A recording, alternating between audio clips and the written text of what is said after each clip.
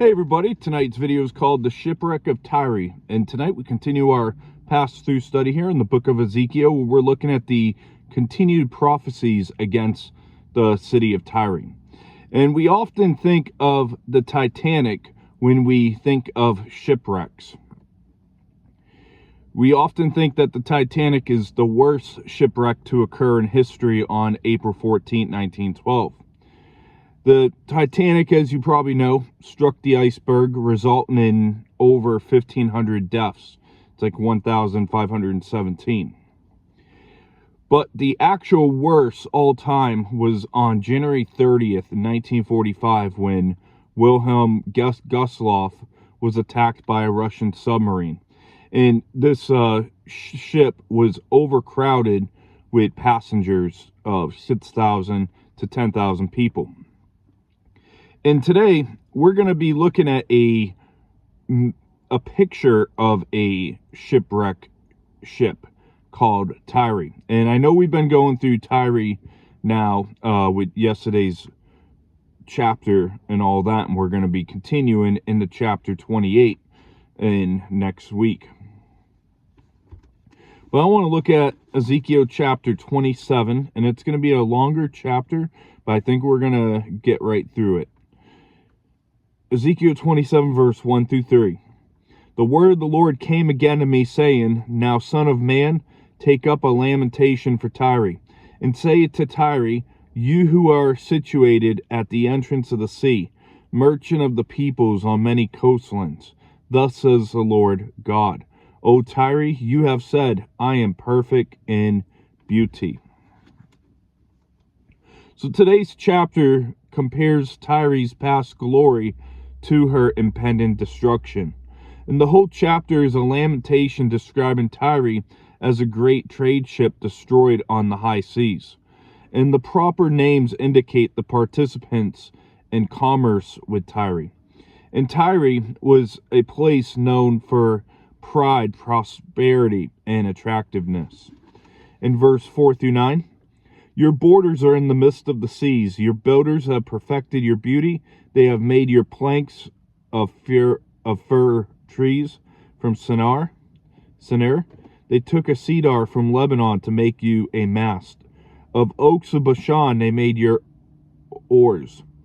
The company of the Asherites have inlaid your planks with ivory from the coast of Cyprus. Fine embroidered linen from Egypt was what you spread your sail for your sail. Blue and purple from the coast, Elisha, was what covered you. Inhabitants of Sidon and Arvad were your oarsmen. Your wise men, O Tyre, were in you. They became your pilots. Elders of Gebal and its wise men were you to caulk your seams. All the ships of the sea and their oarsmen were in you to market your merchandise. So this speaks of the area Amorite designation for Mount Hermon to the northeast from the northern tip of the Sea of Galilee. In lesser known places were Elisha, believed to be in Cyprus, Arvad, an island city off of the Mediterranean coast north of Byblos, and Gebal, a name also used for Byblos, north of today's Berea. And so the Ashurites were the Assyrians who had skilled woodworkers. And we see, as mentioned, Tyre is pictured as a beautiful ship made of the finest and most expensive wood from all around the world. And not only is the ship pictured as beautiful, but it is the best crew imaginable. The wise men and elders watch over the ship, and they had the best soldiers on board. In verse 10 and 11, those from Persia, Lydia, and Libya were in your army as men of war. They hung up shield and helmet in you. They gave splendor to you. Men of Arvad with your army were on your walls all around. And the men of Gamad were in your towers. They hung their shields on your walls all around. They made your beauty perfect. So these places provided mercenary soldiers for the Phoenician army to defend Tyre. And Gamad is often identified as northern Syria. In verse 12, Tarshish was your merchant because of your many luxury goods. They gave you iron, silver, tin, and lead for your goods. So this verse is the description of the commercial glory of Tyre. And most likely Tarshish refers to the Tarshisha in southern Spain, which was a Phoenician colony famous for silver, as seen in Jeremiah chapter 10, verse 9. And when you think of Tarshish, you probably think of the book of Jonah from his intended destination in Jonah 1:3. And Tarshish was a trading partner with Tyre. And Tyre sold them luxury goods while buying their silver, iron, tin, and lead from them. And the trade and commerce of the ancient world is something amazing to think about, because we often think of this time period and we think that there's really not anything going on, nothing interesting. But I think it would be interesting to watch the ships come in and out of the Mediterranean.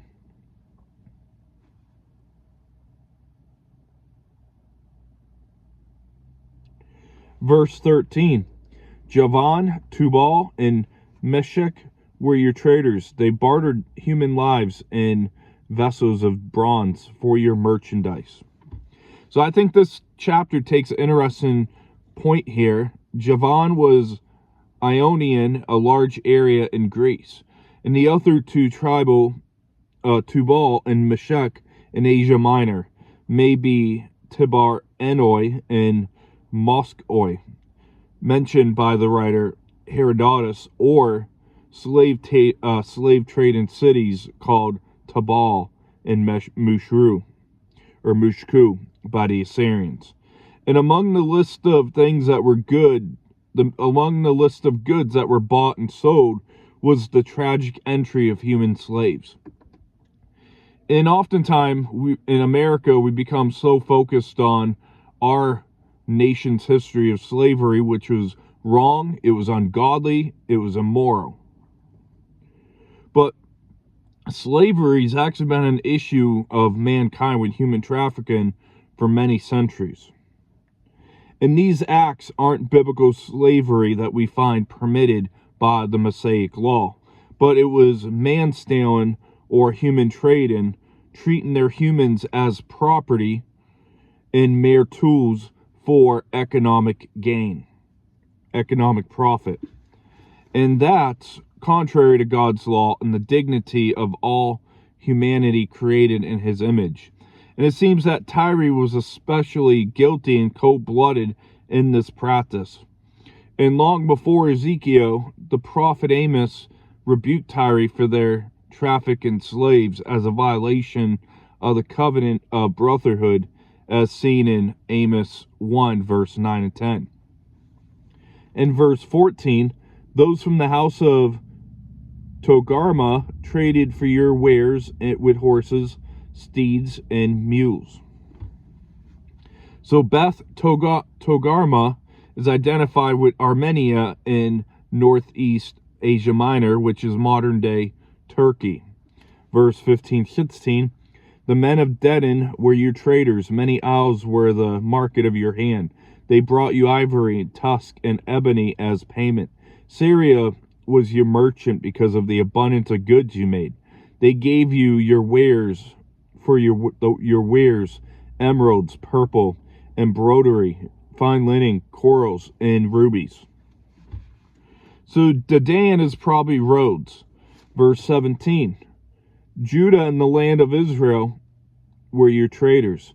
They traded for your merchandise, wheat of minnith, millet, honey, oil, and balm. So Minnith is an Ammonite town seen back in Judges 11:33. Verse 18, Damascus was your merchant because of the abundance of goods you made, because of your many luxury items with the wine of Helbon and with the white wool.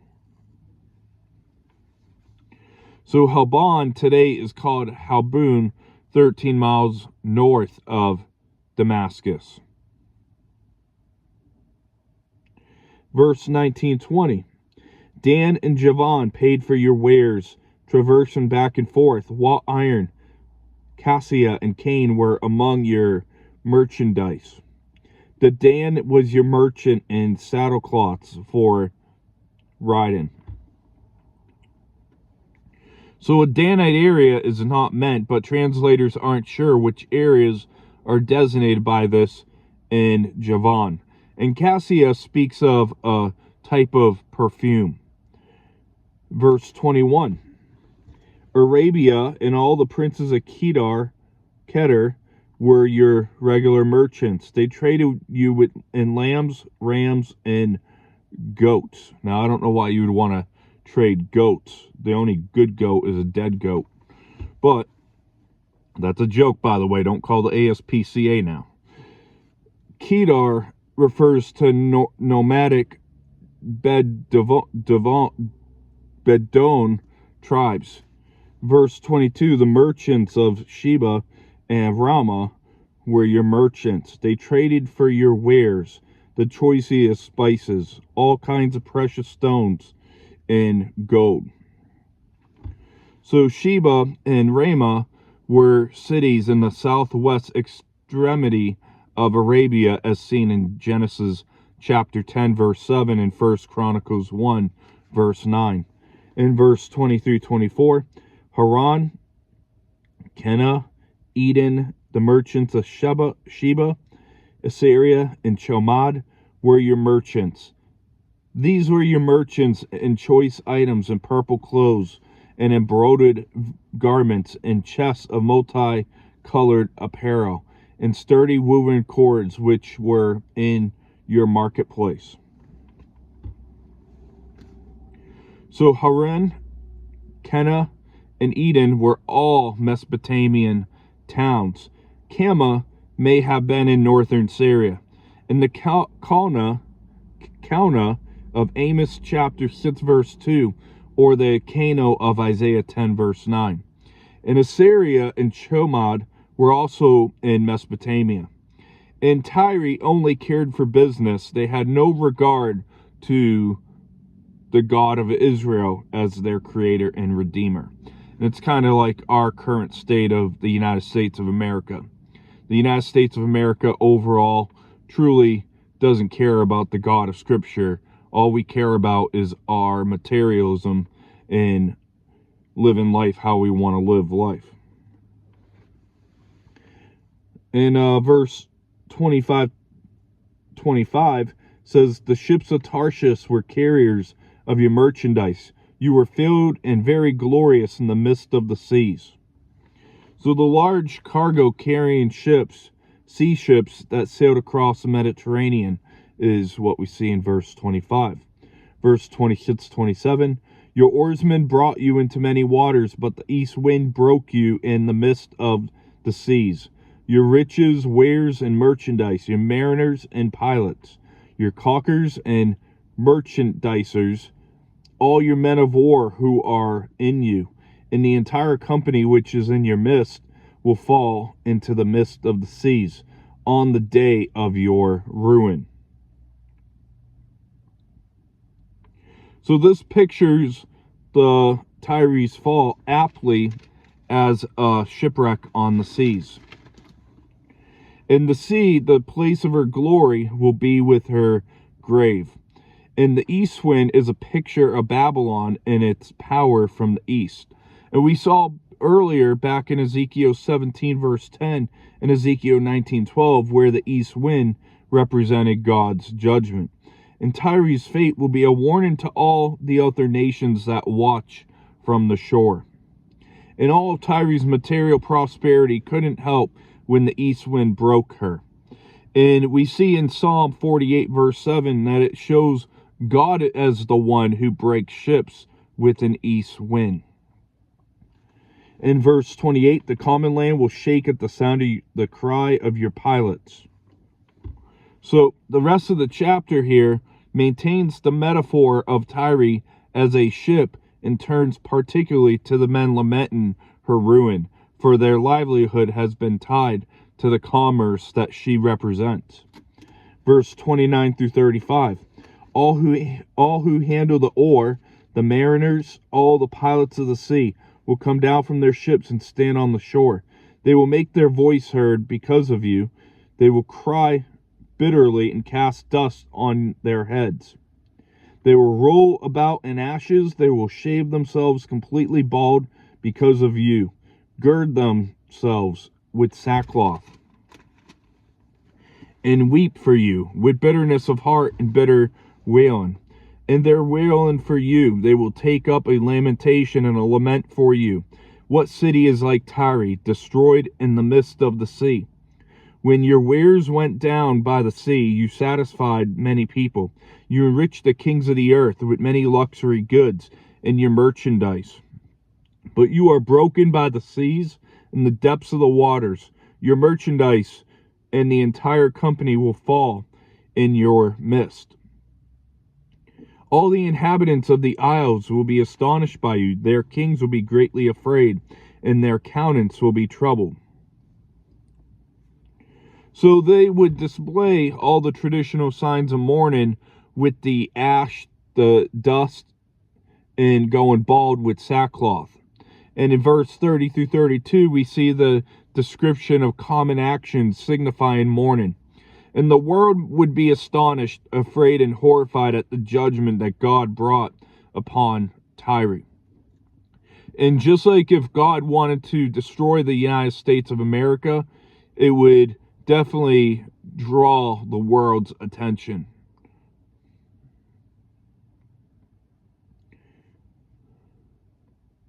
Verse 36. The merchants among the peoples will hiss at you. You will become a horror and be no more forever.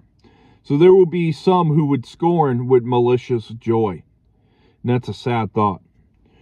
And so to wrap up tonight's study, we looked at the shipwreck of Tyre and a lamentation. Verse 3 through 11 shows the kingdom of Tyre represented as a beautiful ship. Verse 25 through 28 showed the shipwreck of the glorious Tyre with the sinking of the ship.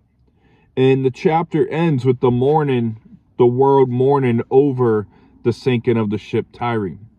And there was mourning that took place, sadness that took place when the Titanic sunk.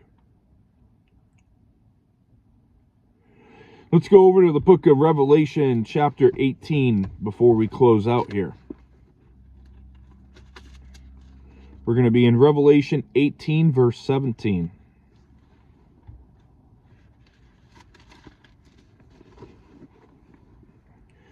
Revelation 18, verse 17 through 19.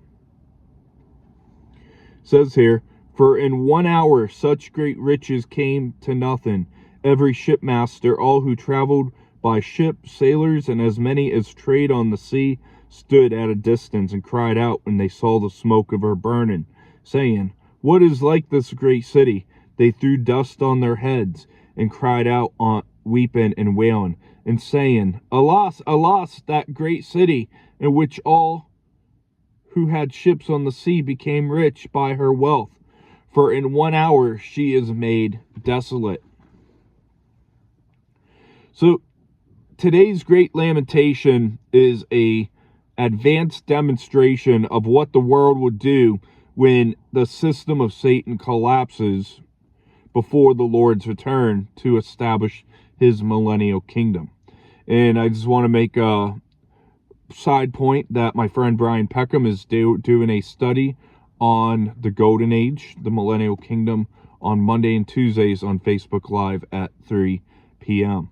So we'll see you next for our 7th topical Saturday of 2025. I know last year I didn't do that many topical Saturdays throughout the year. We're kind of just on a huge uptick this year. We're about 3 months ahead on topical Saturdays than where we were last year. So I'm sure, I'll slow down with them, but for now I have something that I want to go over on Saturday. So we'll talk to you later. God bless, and we'll see you this weekend.